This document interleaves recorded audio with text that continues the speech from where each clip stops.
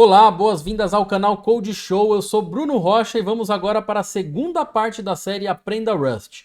Quando o assunto é muito complicado, assim como a linguagem Rust, eu acredito que a melhor abordagem é a gente tentar separar em pequenas partes, simplificar ela e juntar tudo no final. Esse é o motivo dessa série começar assim com temas introdutórios e bastante separados. Então a gente vai ver detalhe por detalhe, mas fica aí que vai ser bem interessante depois a gente construir alguma coisa completa com Rust. E eu quero te convidar também para conhecer o pacote Python Expert, que é um pacote de treinamentos que eu estou produzindo junto com a Linux Tips e o Luciano Ramalho. Se você quiser se inscrever, se você tem interesse em aprender Python desde o início até o avançado, 15% de desconto com o cupom CODESHOW. Então já deixa o seu like aqui, se inscreve no canal, depois coloca um comentário para ajudar e vamos lá para o vídeo.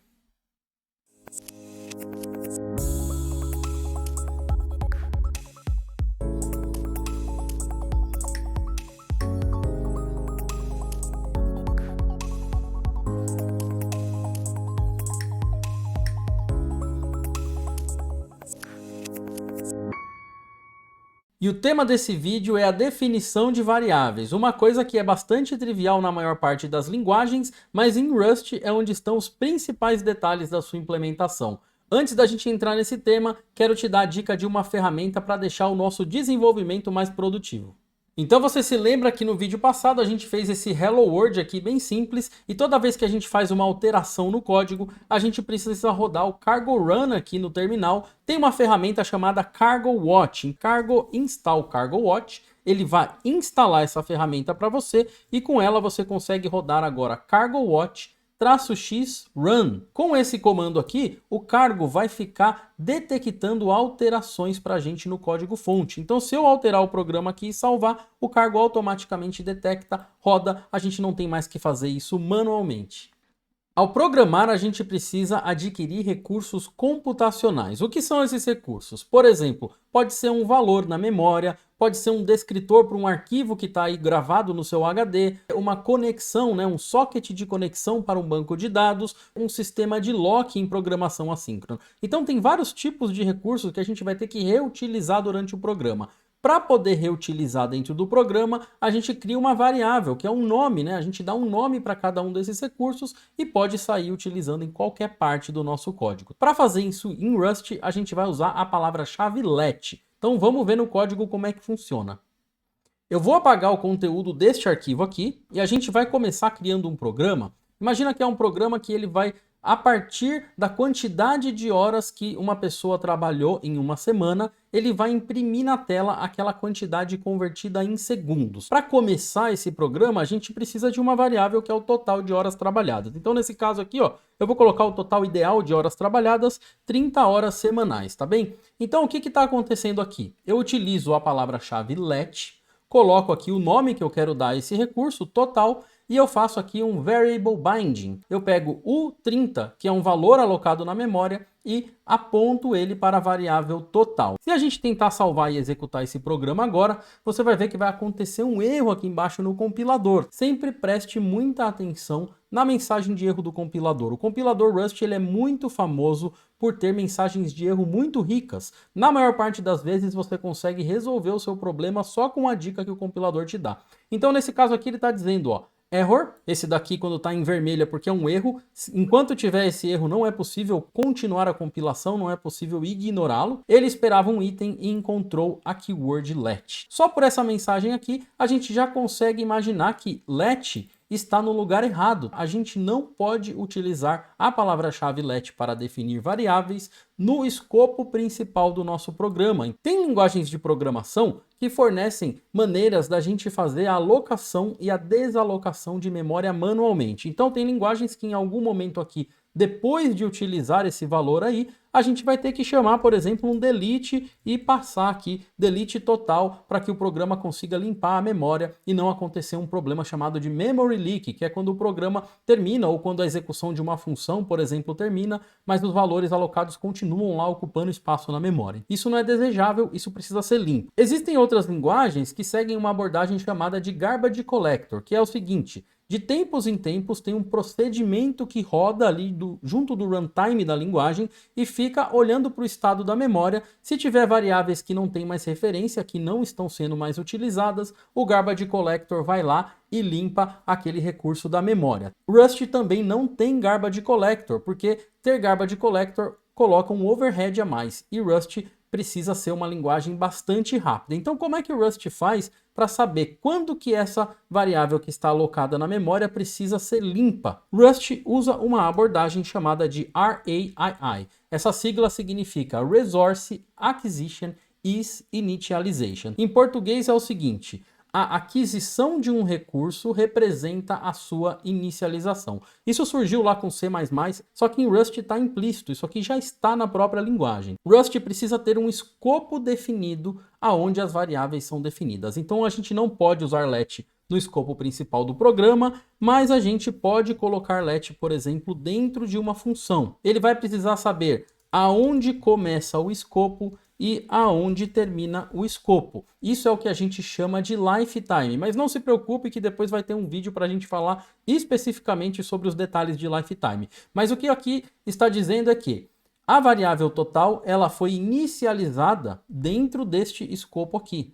Significa que o tempo de vida dela é enquanto esse escopo estiver em execução. Quando chegar aqui na linha 4, onde tem o fim, o compilador vai fazer uma operação chamada de drop, ou seja, ele vai olhar para todas as variáveis que foram definidas dentro desse escopo, não importa quantas a gente tiver, e para cada uma delas, e ele vai chamar um método chamado drop, que tem lá, e o drop vai fazer essa desalocação. Tudo isso fica implícito, a gente não precisa chamar manualmente e também não tem nenhum recurso de garbage collector. Isso faz parte da estrutura da linguagem. A gente tem que escrever Rust de uma forma que o compilador saiba aonde o recurso é adquirido e aonde o recurso deixa de existir, aonde que ele perde o escopo dele. Então é por isso que tem essa série de regras que a gente vai acabar seguindo durante a programação com o Rust e que muitas vezes faz com que o Rust seja bastante diferente do que a gente está acostumado em outras linguagens. Então, quando um recurso for inicializado, o Rust precisa, através do contexto, saber onde que ele pode eliminar aquele recurso da memória.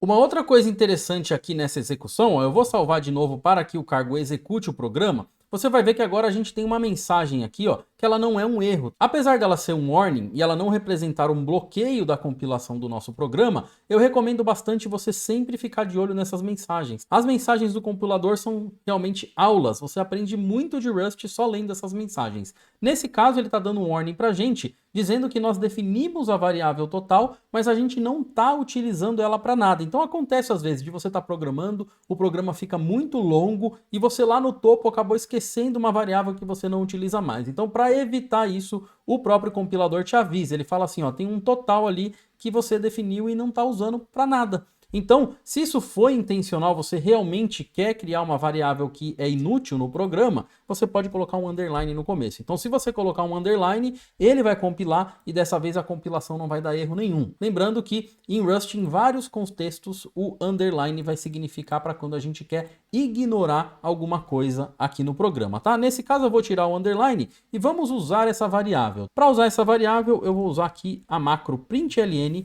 e vou imprimir aqui a quantidade de horas que o trabalhador trabalhou naquela semana. A macro println, ela também tem funções de formatação, de interpolação de variáveis. Então aqui entre aspas duplas a gente vai passar um placeholder, que são essas chaves. O placeholder é uma lacuna que será preenchida por o valor de uma variável. Então a gente vai colocar vírgula aqui e vai passar a variável total. O que a macro vai fazer é pegar o valor do total e colocar dentro desse texto. Então a gente pode fazer assim, ó, trabalhou uma quantidade específica, né, variável de horas. Então eu vou salvar e a gente vai ver aqui impresso, ó, trabalhou 30 horas, tá bem? E você já deve saber que o Rust é uma linguagem estaticamente tipada. Isso significa que toda vez que uma variável é definida, o compilador precisa saber de antemão qual é o tipo daquela variável. E nesse exemplo aqui, a gente não determinou o tipo explicitamente. O compilador fez um processo chamado de inferência. O que significa isso? Significa que através da sintaxe, né, ou através do contexto, o compilador é capaz de adivinhar qual é o tipo daquele valor. Então, nesse caso aqui, ele vai pegar o literal aqui, né, o número 30, e ele vai ver que isso se parece com um inteiro. ele vai adicionar ali a definição do tipo. Se a gente quiser, a gente pode explicitamente vir aqui e colocar o tipo, nesse caso é um inteiro de 32 bits, né, que é o inteiro default do Rust. Um pouquinho para frente a gente vai ter um vídeo para falar somente sobre todos os tipos, mas essa daqui seria a definição explícita. Quando a gente precisar, quando o compilador não for capaz de fazer a inferência, a gente vai ter que fazer isso daqui, que é manualmente colocar o nome da variável, 2 pontos e o tipo, e somente depois o valor. Mas uma dica que eu dou é que 99% das vezes o compilador Rust consegue fazer a inferência através da sintaxe ou através do contexto. A gente sempre tenta deixar o compilador trabalhar para a gente. Quando ele der um erro dizendo que não foi possível determinar o tipo, a gente atua fazendo a definição manual. Agora vamos falar um pouco de mutabilidade. Esse daqui também é uma coisa um pouco diferente de Rust comparando com a maior parte das outras linguagens. Então imagina que durante esse programa aqui, ó, a variável total, e a gente vai mudar ela para 44 horas trabalhadas. E depois a gente vai imprimir aqui embaixo esse valor alterado. Você deve estar imaginando que aqui embaixo vai aparecer primeiro que trabalhou 30 horas, a gente altera o valor aqui do 44 e depois vai aparecer ali que trabalhou 44 horas. Eu vou salvar e vai mostrar um erro para a gente. Não é possível fazer um assignment, ou seja, não é possível fazer o binding da variável mais de uma vez para uma variável imutável. Toda variável em Rust, por padrão, ela é imutável. Isso significa que uma vez que a gente definiu que esse valor aqui é 30, a gente não pode mais alterar ele para outro valor. Se a gente quiser mudar a variável, é só seguir a dica do help aqui, ó, tá vendo? Considere fazer com que este binding seja mutável. E ele já diz exatamente o que a gente tem que fazer aqui, ó, much total. Então tem uma outra palavra-chave que a gente usa aqui, ó, much total. Se a gente salvar agora, a gente transformou aquela variável em uma variável mutável. Na maior parte das vezes a gente prefere que o código seja todo imutável, porque a imutabilidade transforma o código mais previsível, mais seguro, e a gente vai manualmente e transforma somente onde a gente tem certeza que a gente quer que seja mutável. A gente tem aqui trabalhou 30 horas e na próxima linha a gente tem trabalhou 44 horas. Rust é uma linguagem que não tem coerção automática de tipos. Significa que a tipagem é forte. Então você se lembra que esse valor aqui, ó, ele iniciou como um inteiro. Ele só vai aceitar valores inteiros tipo 44. Se a gente tentar colocar um 44.5, ele vai dizer pra gente aqui, ó, esperava um inteiro, encontrei um float point. Se a variável inicializou com inteiro, eu não posso alterar ela para um float point. Isso vai acontecer com qualquer outro tipo. Se eu quiser dizer que o total agora é 40, escrito aqui por extenso, ele também não vai deixar, vai dar um mismatch types dizendo que ele esperava um inteiro e agora ele encontrou uma str, que é um tipo para representar string, e a gente também vai ter um vídeo aqui só para falar das diferenças de string em Rust.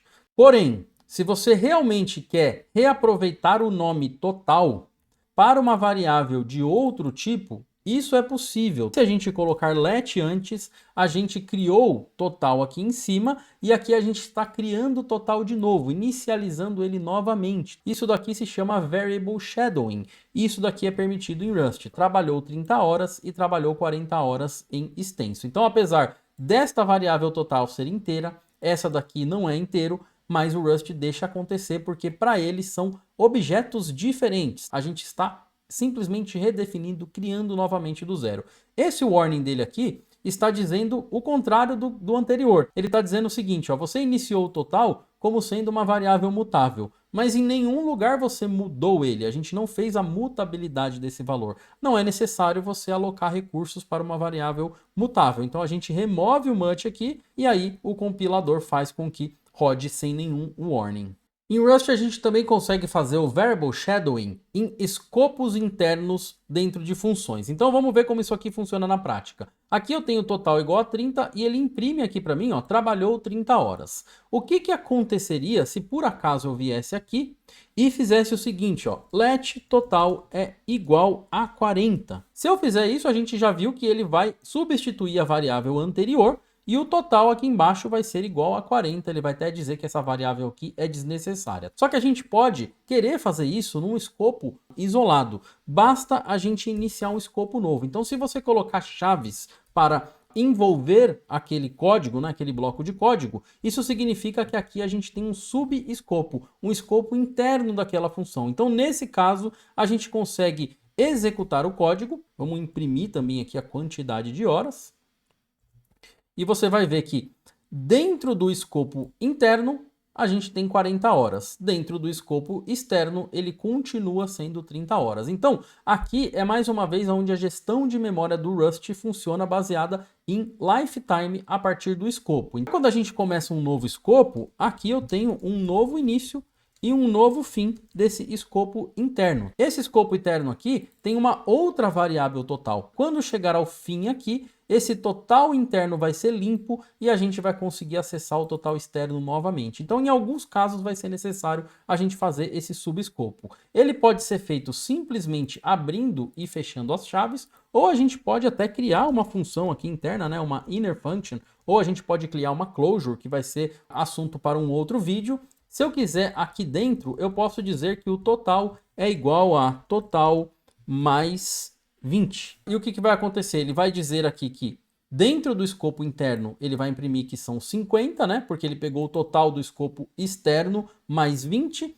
e o escopo externo continua valendo 30. Então a gente consegue dentro desses escopos internos utilizar o escopo que está envolvendo ele. A gente consegue acessar as variáveis que estão no escopo anterior. E da mesma forma, se essa variável aqui for uma variável mutável, a gente consegue também alterar ela dentro do escopo interior.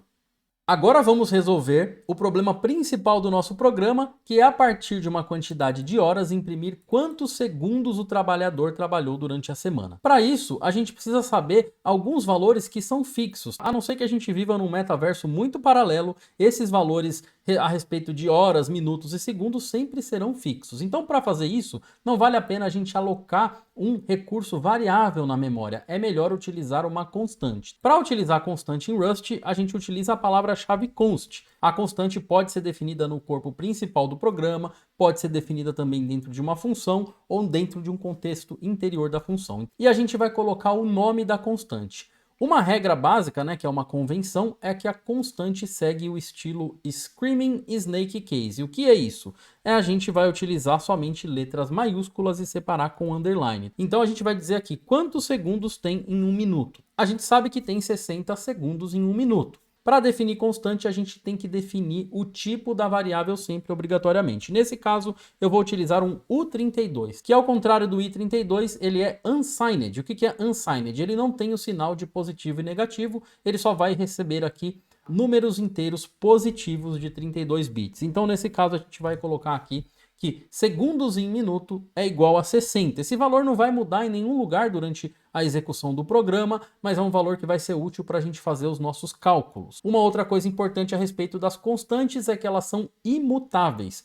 A constante, ela não pode ser também definida duas vezes. Se você tentar definir ela de novo com o mesmo nome, ele vai dar um de erro dizendo aqui, ó, ela está definida multiple times. Então isso é para otimizar a operação que ele faz para gravar a constante no nosso código. Ela é imutável, ela é sempre em maiúsculo, a gente precisa definir o tipo explicitamente e a gente não pode definir ela mais de uma vez. Por que a constante pode ser definida, por exemplo, fora do escopo de uma função? Como é que o Rust trata a questão da constante na memória? O Rust não precisa fazer a gestão da constante na memória, porque a constante ela só pode receber valores que são conhecidos durante o tempo de compilação. Valores fixos, tipo, por exemplo, ali o 60. O que o Rust vai fazer aqui é uma operação chamada de inlining. Ele, ao invés de alocar isso daqui num espaço de memória para depois fazer o binding para seconds e minutes, o que ele vai fazer simplesmente é, em qualquer lugar que a gente utilizar essa constante, ele vai substituir pelo próprio número, como se a gente tivesse colocado lá hard-coded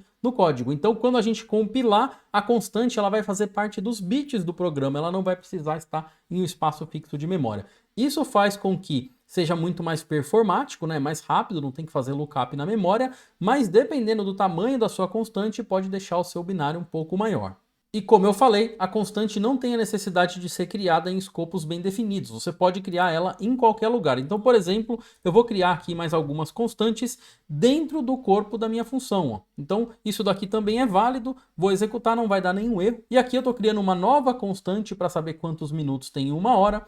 E aqui eu estou colocando quantos segundos tem em uma hora a partir deste cálculo. Segundos em minuto vezes minutos em hora. Todas elas são do tipo U32, porque como eu vou fazer cálculos utilizando outras constantes, é interessante que elas sejam do mesmo tipo. Lembrando, o Rust não vai fazer essa coerção do tipo para a gente. Tudo que a gente fizer operação ou mutabilidade vai precisar ser do mesmo tipo. E repara que nesse caso da constante, ó, eu estou fazendo uma operação. O valor da constante não precisa necessariamente ser um número fixo. Ele pode ser uma operação matemática, desde que o compilador consiga saber isso durante a compilação. Ele vai colocar direto nesse programa, nos bits, ele vai dizer que é 60 vezes 60, né? Que é o valor das outras duas outras constantes.